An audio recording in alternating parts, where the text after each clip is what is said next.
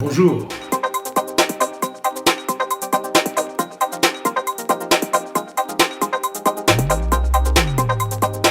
Il en faut un peu des deux, c'est une nécessité. C'est comme dans toute bonne démocratie, des gens qui soient pour, des gens qui soient contre. Mais il est clair que ceux qui défendent le statu quo, c'est-à-dire en fait les États, ont sans doute beaucoup plus de mal à l'idée européenne que les europhobes ou les eurosceptiques ou ceux qui critiquent, qui sont souvent critiques à juste titre.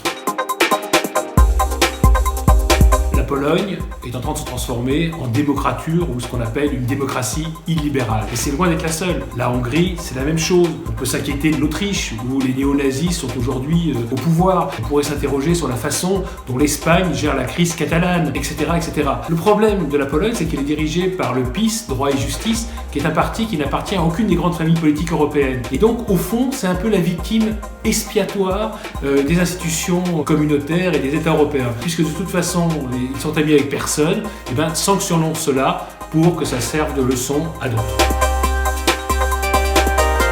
Qui aime bien châtie bien. On attendait beaucoup de Juncker, et Juncker lui-même avait dit c'est la commission de la dernière chance, si on réussit pas ce coup-là, c'en est fini de l'idée européenne. Or, il y a des tas de choses bien qu'il ait faites, mais il y a aussi des choses qui ne vont pas du tout. Lorsque le Premier ministre roumain, par exemple, déclare qu'il faut pendre les leaders de la minorité hongroise qui réside en Roumanie, qu'est-ce que dit Juncker? Qu'est-ce que dit la Commission? Rien. Et en même temps, on embête la Pologne.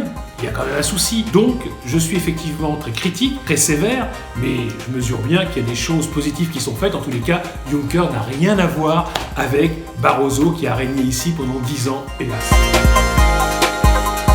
Je sais, elle fait des jaloux. Lorsque je l'ai trouvée sur un marché au fin fond de l'Ontario, au Canada, cet été, j'avoue que j'ai immédiatement flashé dessus. C'est la même bague que celle de Schwarzenegger, de Terminator, donc je ne pouvais pas résister. Et honnêtement, depuis que je la porte, ça a changé ma vie, parce que maintenant les trolls europhobes m'évitent. Pardon? Comment? Je suis désolé, trop de métal.